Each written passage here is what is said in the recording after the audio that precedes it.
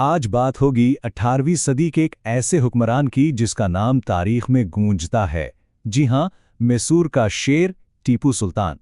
تو دیکھیں، ٹیپو سلطان کا نام برِ صغیر کی تاریخ میں کسی لیجنڈ سے کم نہیں ہے، لیکن ایک دلچسپ بات یہ ہے کہ ان کی میراث پر آج بھی بہت شدید بحث ہوتی ہے۔ تو سوال یہ اٹھتا ہے کہ آخر وہ تھے کون؟ ایک دوراندیش مجاہد آزادی یا پھر ایک بے رحم ظالم حکمران؟ یہی تو وہ سوال ہے جو ان کی پوری شخصیت کو اتنا پیچیدہ بنا دیتا ہے۔ تو آئیے ذرا اس کی گہرائی میں اتر کے دیکھتے ہیں۔ اب دیکھیں، اس سوال کا جواب سمجھنے کے لیے ہمیں ان کی شروعات کو دیکھنا پڑے گا کہ آخر وہ کون سے حالات تھے، وہ کون سی بھٹی تھی جس میں تپ کر ٹیپو سلطان بنے۔ ٹیپو کی زندگی شروع سے ہی جنگ اور سیاست کے ارد گرد گھوم رہی تھی۔ مطلب وہ کوئی محل میں رہنے والے شہزادے نہیں تھے۔ سوچیں، صرف 15 سال کی عمر میں وہ اپنے والد کے ساتھ میدان جنگ میں موجود تھے۔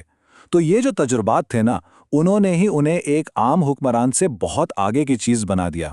تو جب 1782 میں تخت ان کے پاس آیا، تب تک وہ ایک بہت تجربہ کار فوجی رہنما بن چکے تھے۔ اور ان کی تعلیم وہ بھی کوئی عام نہیں تھی، وہ روایتی اور جدید علوم کا ایک زبردست امتزاج تھی۔ یعنی ایک طرف اسلامی علوم اور کئی زبانوں پر عبور، تو دوسری طرف فرانسیسی افسروں سے جدید فوجی حکمت عملی سیکھ رہے تھے۔ ان کے والد حیدر علی انہیں صرف اپنا جانشین نہیں بنا رہے تھے، وہ ایک ایسا حکمران تیار کر رہے تھے جو مغرب کی بڑھتی ہوئی طاقت کو نہ صرف سمجھے بلکہ اس کا مقابلہ بھی کر سکے۔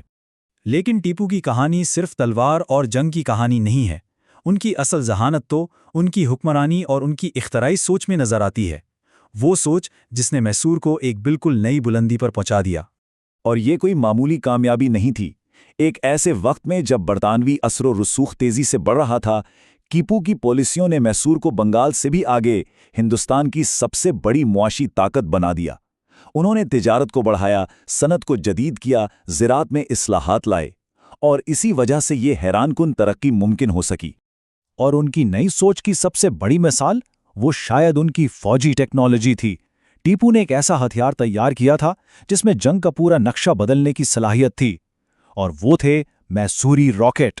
ذرا تصور کریں، میدان جنگ میں دشمن پر 2 کلومیٹر دور سے لوہے کے بنے راکٹوں کی بارش ہو رہی ہے، اور ان راکٹوں کے سروں پر تیز دھار بلیڈز لگی ہیں۔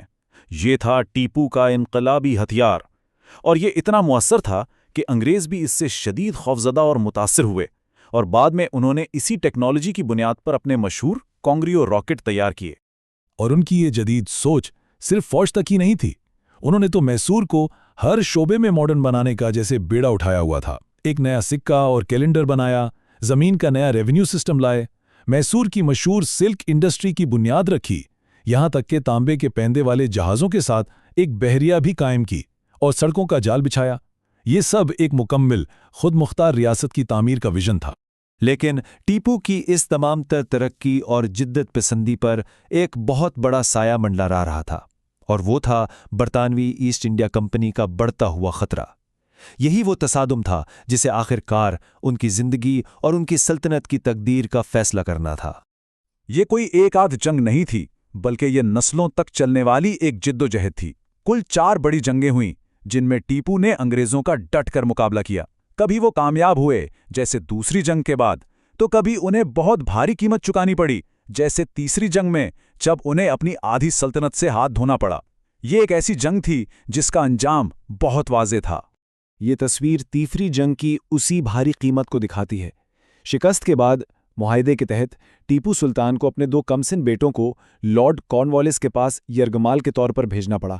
یہ کسی بھی حکمران اور کسی بھی باپ کے لیے ایک انتہائی تکلیف دہ اور ذلت آمیز لمحہ تھا۔ ٹیپو ایک بہت ہوشیار اسٹریٹجسٹ تھے۔ وہ یہ بات اچھی طرح جانتے تھے کہ یہ جنگ صرف میسور میں نہیں جیتی جا سکتی، تو انہوں نے دشمن کا دشمن دوست کے اصول پر عمل کرتے ہوئے ایک بین الاقوامی اتحاد بنانے کی بھرپور کوشش کی۔ فرانس سے لے کر سلطنت عثمانیہ تک اور افغانستان کے زمان شاہ درانی سے لے کر مصر میں موجود نیپولین بوناپارٹ تک، وہ ہر اس طاقت تک پہنچے جو انگریزوں کے خلاف ان کا ساتھ دے سکتی تھی۔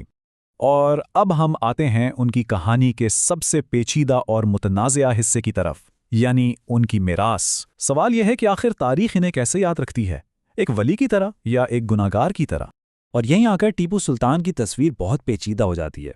دیکھیں، ایک طرف وہ حکمران ہے جو 156 ہندو مندروں کی سرپرستی کر رہے ہیں، انہیں احتیاط دے رہے ہیں اور ہندو افسروں کو اونچے عہدوں پر بٹھا رہے ہیں، اور دوسری طرف اسی حکمران پر کورگ اور مالابار کے ہندوؤں اور مینگلور کے کیتھولک عیسائیوں پر قتل عام، قید اور جبری مذہب کی تبدیلی جیسے سنگین الزامات بھی ہیں۔